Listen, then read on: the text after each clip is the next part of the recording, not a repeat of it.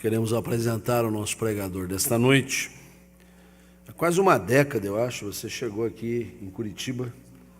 O Gladson Lucas veio de Uberlândia, Triângulo Mineiro, para estudos preparatórios no Seminário Betânia. Funciona aqui na Avenida Iguaçu. A gente até insistiu que ele deixasse o Seminário Betânia e fosse fazer a FATESU, mas ele tinha um foco missionário. E aquela escola tem mais este viés. E ao longo do seu curso, onde ele obteve uma gama enorme de informações e a formação de tal sorte que ele veio preparando-se para aquilo que tem feito. Mas no curso de tudo isso, ele que chegou aqui solito, sozinho, né? Sozinho em Deus, como a gente diz lá em Minas, né? Ele teve o privilégio de conhecer a Esther. Esther fica em pé aí, você está aí atrás, né? Ela estava amamentando ali e Deus deu agora a Rosa. Pega a Rosinha aí no colo, né? Uma flor linda e maravilhosa que nasceu lá na Espanha. Então você que é mineiro, casou-se com uma brasileira, mas de tradição chinesa, né? Sino-brasileira, e agora tem uma filha espanhola. Então são muitos países, a começar de Minas Gerais, que Minas Gerais não é um estado da federação, é um estado de espírito, a gente sempre diz isso. E você agora nesse período aqui no Brasil, visitando igrejas que o apoiam, e nós que temos uma parceria direta, seja muito bem-vindo, Deus o use nesta noite aqui nesse púlpito.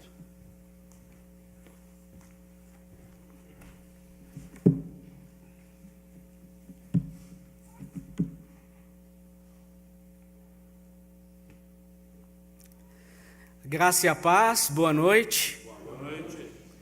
Para nós é um prazer estarmos aqui mais uma vez no Brasil, minha terra querida, pátria amada, que apesar dos pesares políticos, tem a melhor comida do mundo.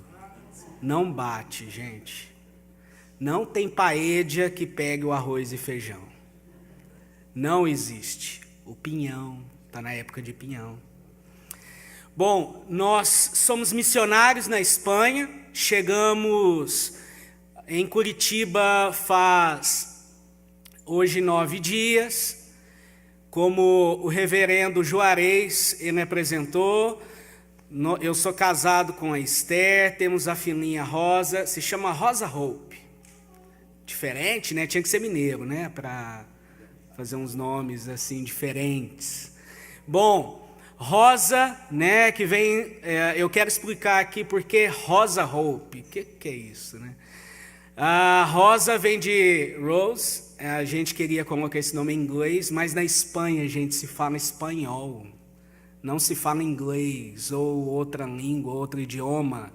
O idioma prioritário é espanhol, então já pensamos na nossa linda Rosa na escolinha, e as pessoas falando o nome dela totalmente errado, a gente não queria isso.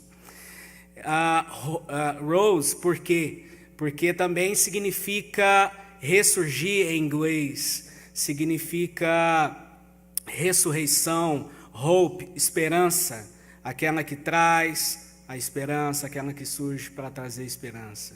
A Rosa veio nas nossas vidas em um tempo de mudança, em um tempo de dificuldade ministerial, em dificuldades particulares que o ministério ele tem seu pacote completo, né? O ministério. Então a Rosa ela veio para dar um pouquinho do sabor de Deus nas nossas vidas. Ela nasceu no dia 12 de fevereiro na Espanha e ontem ela completou 3 meses. Bom, os avós babões estão aqui hoje, essa noite, também, que fazem parte da igreja chinesa, aqui de Curitiba. E sem mais delongas, hoje eu quero começar um pouco, aqui contando um pouco dos nossos últimos trabalhos que nós temos feito na Espanha e Europa. Eu e a minha esposa Esther, nós passamos o ano de 2016 e 2017 juntamente com a nossa equipe, um período foi juntamente com a nossa equipe em um campo de refugiados na ilha de Lesbos, na Grécia. Vocês já ouviram falar da crise dos refugiados na Europa, né? Então, eu e a minha esposa, nós ficamos 9 meses em um total, quase aí estendendo a um ano, trabalhando dentro de um campo de refugiados, que é um campo militar. Agora vocês vão ter o prazer de ver um vídeo aqui, um documentário, que alguns amigos holandeses, eles foram nesse campo de refugiados e eles fizeram alguns pequenos vídeos, documentários sobre o trabalho daqueles que estavam empenhados ali em tempo integral, mudando um pouco da realidade daquele campo de refugiados e sendo ferramenta de refrigério na vida daquelas famílias, na vida daquelas pessoas que fogem da guerra e sofrem tanto. Por favor.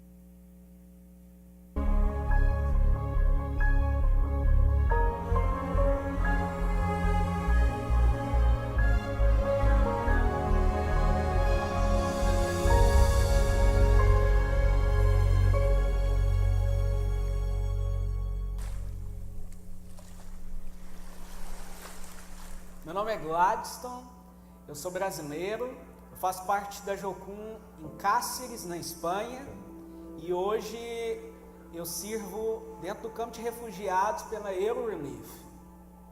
É um campo militar onde as pessoas se hospedam ali, ficam ali esperando seu asilo para a Europa. Hoje nós temos um trabalho especificamente voltado para as atividades com esses refugiados. Eles ficam ali praticamente todo dia, sem ter nada o que fazer, e nós damos atividades como voleibol, como esportes, como cinema, algo para a família, algo para as crianças, para chamar eles, para que eles tenham uma perspectiva de vida diferente.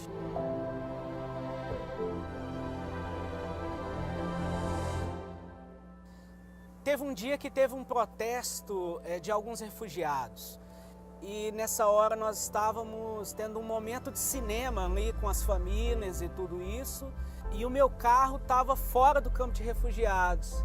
Infelizmente, o meu carro foi atacado depois nesse protesto, o meu carro foi atingido. Momentos depois eu fiquei sabendo da notícia, após uma atividade, era à noite. Fiquei muito triste, mas logo alguns refugiados vieram falar conosco. Eu sinto muito pelo que aconteceu com vocês, eu sinto muito pelo seu carro, mas eu quero falar, por favor, não desista da gente, nós precisamos de vocês aqui. A causa dos refugiados, ela te dá uma perspectiva de vida diferente, você vê a vida de outro modo, e eles precisam da nossa ajuda, eles precisam da nossa manifestação aqui.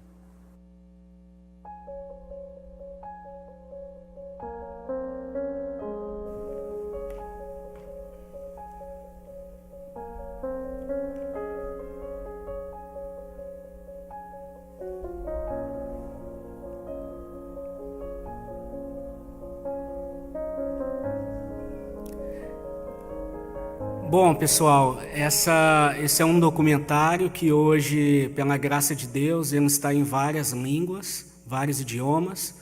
Você pode encontrar no Vimeo. E eu gostaria, nessa noite, de complementar um pouco mais acerca desse breve relato, esse breve documentário. Isso foi só uma das histórias que nós vivenciamos dentro daquele campo de refugiados. nesses quase um ano. Nesses quase um ano que a Igreja Presbiteriana de Curitiba esteve ali conosco também. Porque se não fosse pela graça do nosso Senhor Jesus Cristo, através das orações da igreja e através das contribuições, nós não conseguiríamos fazer tamanho trabalho. Eu sempre falo, talvez, eu tenho essa facilidade, eu como homem, como cabeça do casamento, falar sobre minhas histórias, mas hoje eu quero falar e honrar minha esposa sobre as histórias que ela viveu do meu lado nesse Dia das Mães. A minha esposa, ela foi mais do que uma guerreira. A minha esposa, ela estava grávida em uma das vezes que a gente foi para esse campo de refugiados. Me lembro até hoje, era meio-dia, uma segunda-feira, onde todos estavam trabalhando dentro do campo de refugiados, a nossa equipe. E nesse dia, Deus tinha compartilhado algo comigo e colocado aquela insatisfação no coração, digamos assim, de não deixar com que minha esposa fosse para o campo de refugiados. Nós tínhamos saído mais ou menos às 11 da noite, um dia anterior, e eram 8 da manhã, teríamos que estar de novo no campo de refugiados. E mais ou menos meio-dia, como ela estava grávida, eu falei: amor, vai para casa, descansa, deixa a nossa equipe ali no campo de refugiados e retorna para casa para descansar, porque ela estava naqueles primeiros 3 meses de gravidez. Então ela foi para casa, ainda, digamos, não sabendo o que estava acontecendo, porque estávamos ali, aquele velho ditado, né? Se você está na praia é para se molhar, né? Então, já estávamos ali, ela voltou para casa, era mais ou menos meio-dia, meio-dia e meio, um bando de refugiados incendiou um container, que no caso era o container dos voluntários, e todas as nossas pertences, tinha voluntários ali de mais de, talvez de 10 nacionalidades diferentes, eu estou falando assim por cima, imagino que muito mais, com seus passaportes, seus pertences, e tudo que estava dentro daquele container queimou. Meu passaporte da minha equipe, celulares, dinheiro, tudo estava ali dentro, cartões. Então, é um pouco ainda difícil para mim, digamos assim, expor essa situação, porque só contar aqui para vocês, eu acho que vocês imaginam na mente de vocês, mas imaginam um motim de mais ou menos 5.000 pessoas apavoradas, das quais mais de 1/3 são crianças, vítimas da guerra da Síria, do Iraque, do Irã, correndo. E nesse dia minha esposa não estava, graças a Deus. Mas chegou um abençoado para ela, um vizinho, que falou: vizinhos, meu Deus. Ele foi e disse: você já sabe, né, que o campo de refugiados está em chamas.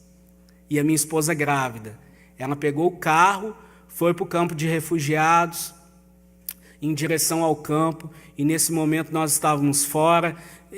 Deu tempo de retirar toda a minha equipe de dentro do campo de refugiados. Graças a Deus, ninguém foi queimado, e os pertences são pertences.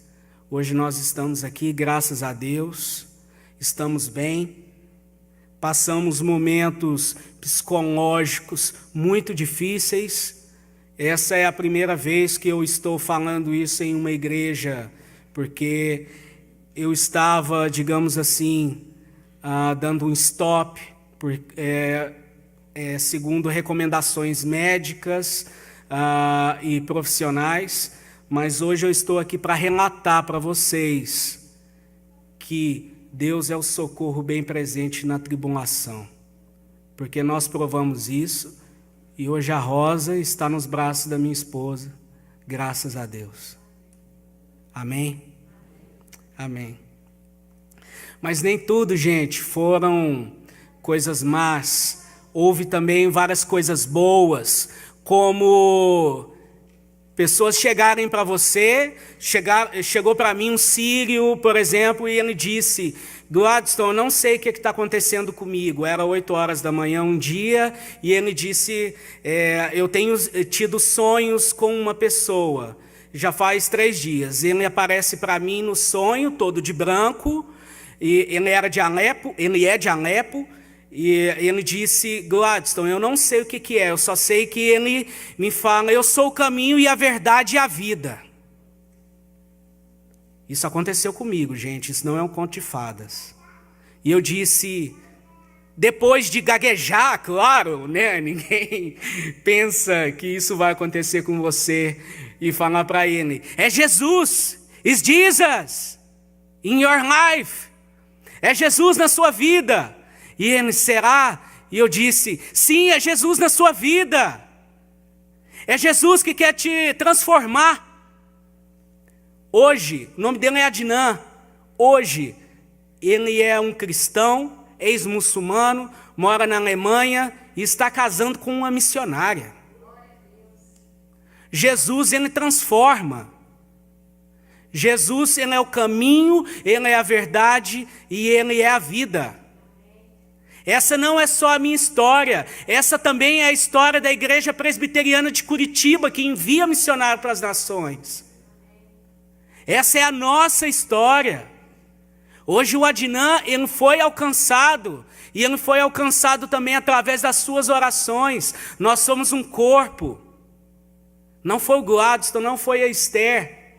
Esse mini documentário, ele se chama Heróis Invisíveis. Que herói o que, gente? Eu sou muito frágil. Eu sou de carne e de osso como você, que preciso muito das suas orações. Bom, nesse momento eu gostaria de trazer uma palavra de edificação para a igreja. E depois eu continuo contando um pouco mais de algumas histórias. Vamos abrir as nossas Bíblias em Marcos 16:15. Marcos 16:15. E nós vamos ver o que é uma igreja missionária. Como deve ser uma igreja missionária. Marcos 16:15. E disse-lhes: ide por todo o mundo e pregai o evangelho a toda criatura. Né? Na palavra, na Bíblia, Nova Versão Internacional diz: vão pelo mundo todo e pregam o evangelho a todas as pessoas.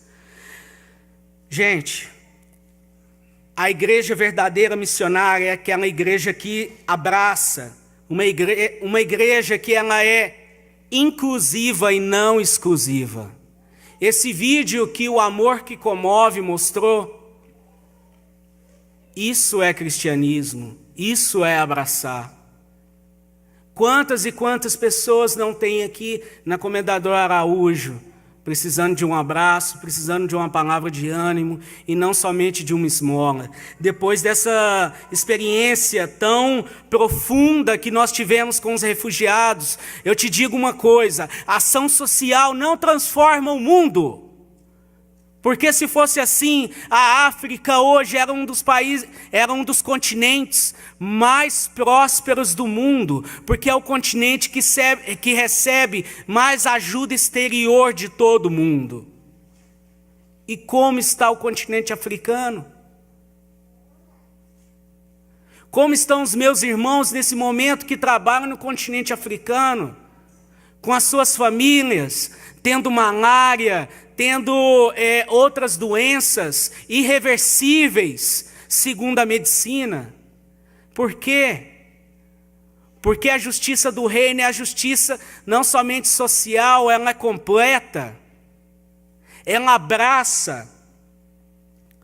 Jesus, ele não faz acepção de pessoas. Jesus, ele andava com os marginalizados da época. Será que você está apto? Ou será que você tem um coração para que você possa... Gente, uma coisa mais fácil é você evangelizar. Uma das coisas mais fáceis. E ainda mais num contexto igual Curitiba. Esses dias eu estava andando aqui pela rua e me lembrei, nossa, que facilidade, é só eu comprar 2 marmitex. Eu chego na esquina, eu já tenho que almoçar, todo mundo aqui almoça e janta, a não ser que você está fazendo dieta, mas então dá o seu marmitex para o outro. De qualquer forma, você tem que almoçar. Pegue um marmitex, algo simples, pega um marmitex, chega numa esquina dessa, dê um marmitex para um morador em situação de rua e você pergunte para ele, me conta a sua história, come junto com ele ali na esquina. Leve para ele para um banco de uma praça, você vai ver o tanto que você vai ser abençoado. Talvez você será mais abençoado do que nesse dia você vai abençoar. Gente, isso não é longe o que eu estou falando, não é verdade? Isso é algo, Jesus ele fazia isso, Jesus ele era chamado de beberrão, de comelão, por quê? Porque ele comia com as pessoas, ele ceava com as pessoas, ele estava pronto para abraçar. O evangelho de Jesus ele inclui e ele não exclui. Me lembro muito bem nos alrededores do campo de refugiados, que tinha uma comunidade Amish. Eles são de linhagem, digamos assim, Amish, e eles são dos Estados Unidos. Então, eles saem dos Estados Unidos e vão todos. Eles têm o seu próprio estilo de vida, suas próprias roupas, mas eles vão todos para a ilha de Lesbos, na Grécia, e eles alugaram um grande galpão lá. Você sabe para quê? Porque eles fazem cultos em 4 línguas. Em 4 línguas. Eles fazem cultos e convidam todos os refugiados. Eles começam com uma ceia, com uma comida. Gente, comida desde a época de Jesus é uma coisa muito boa. Né? Já dá para ver que nem meu paletó está fechando, digamos assim. Né? Mas, enfim. A comida, ela atrai, gente. A comida, ela atrai. Jesus já dizia, eu sou o pão da vida. Ele já mencionava comida, digamos. E então, esse pessoal, eles saem dos Estados Unidos, eles montam uma mini igreja e eles chamam os refugiados para estar ali, para comer junto com eles, para escutar a história deles.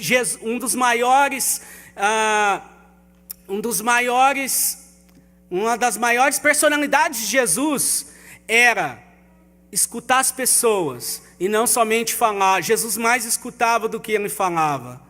Então, esse pessoal dos Estados Unidos, eles jovens aí de 18 a 60, 70 anos, eles recebem os refugiados ali e eles comem junto com eles, e eles estão junto com eles e eles pregam para eles. Hoje existe vários ex-muçulmanos, homens que eram caçados pelo Estado Islâmico, que são convertidos, gente. Isso não é longe. Por quê? Porque eles chamam as pessoas para perto. Eles sentam com os marginalizados da sociedade, digamos assim.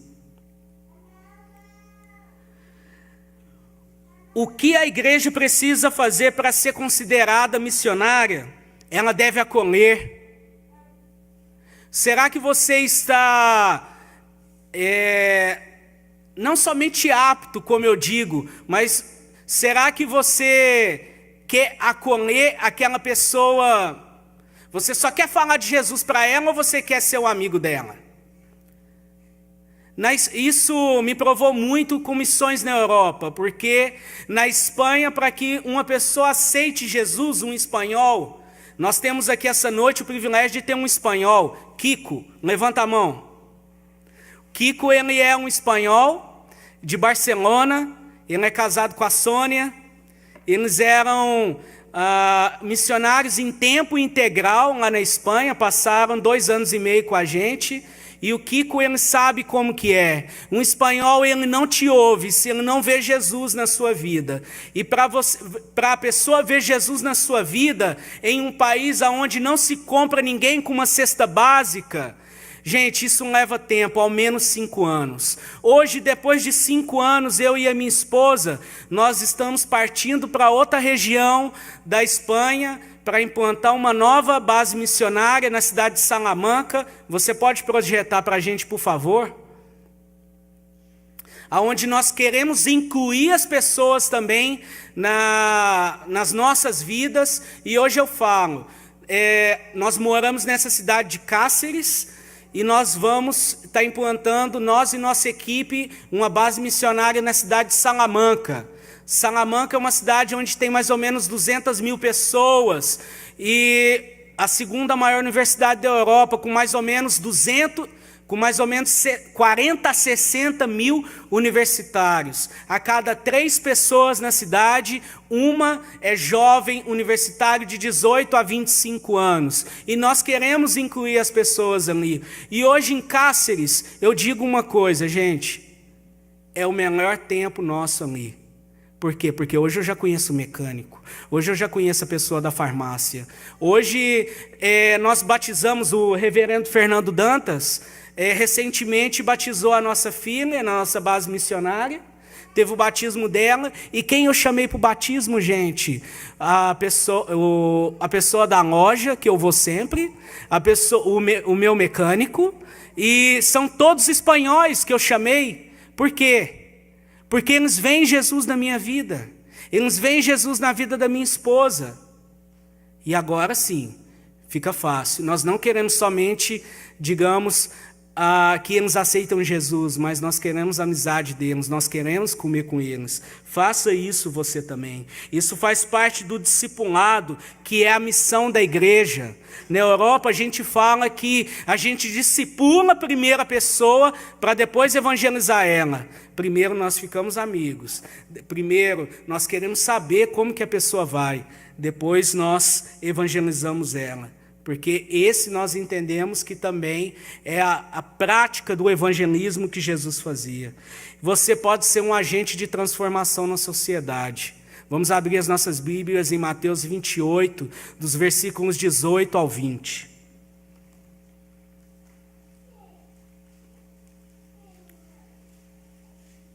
Mateus 28, 18 ao 20. Essa é uma passagem muito conhecida por todos aqui. Muito conhecida, é a passagem da grande comissão, onde Jesus ele está ali com todos os seus discípulos, então ele comissiona eles para que vá por todo o mundo. E aproximando-se Jesus, falou-lhes dizendo: foi-me dado toda a autoridade no céu e na terra. Portanto, ide, fazei discípulos de todas as nações, batizando-os em nome do Pai, do Filho e do Espírito Santo, ensinando-vos a observar todas as coisas que eu vos tenho mandado. E eis que estou convosco todos os dias até a consumação dos séculos. Gente, essa é uma ordem de Jesus a todo cristão. É uma ordem de Jesus a todo discípulo de Cristo. Você que nasceu na igreja, você que foi alcançado no meio da sua meia-idade, como eu, que aceitei a Jesus, que Jesus me alcançou, que eu aceitei a sua palavra, comecei a andar nos caminhos de Cristo na minha adolescência. Essa é uma ordem a todo discípulo. Ide por todo mundo e pregai o evangelho a toda criatura, batizando em nome do Pai, do Filho e do Espírito Santo, e eis que estou convosco até a consumação dos séculos, todos os dias. Você tem a responsabilidade de levar as boas novas no seu trabalho. Você tem a responsabilidade de levar as boas novas na sua área, onde você trabalha, onde você estuda. Não adapte a Bíblia na sua conduta, não adapte a Bíblia somente em sua conduta de vida, mas viva um estilo de vida conforme a Bíblia manda. Não tenta encaixar suas ideias, digamos assim, em cima da Bíblia somente. Se você não é missionário, você é um campo missionário, ou seja, você precisa ser alcançado pelo real sentido do Evangelho. Uma das coisas que eu mais tenho visto no Brasil são pessoas levarem a vida aí do jeito que querem e tentarem encaixar a Bíblia diante daquilo que ela pensa. Não, nós temos que ser o contrário, nós temos que andar conforme a palavra de Deus nos ensina. Por final, quero dizer para vocês que Jesus formou discípulos e nos deu a todos a ordem de formar mais discípulos por todo o mundo. Ide e pregar o evangelho a toda criatura. Você não precisa fazer um seminário teológico para isso. Você não precisa fazer um curso de alguma agência missionária.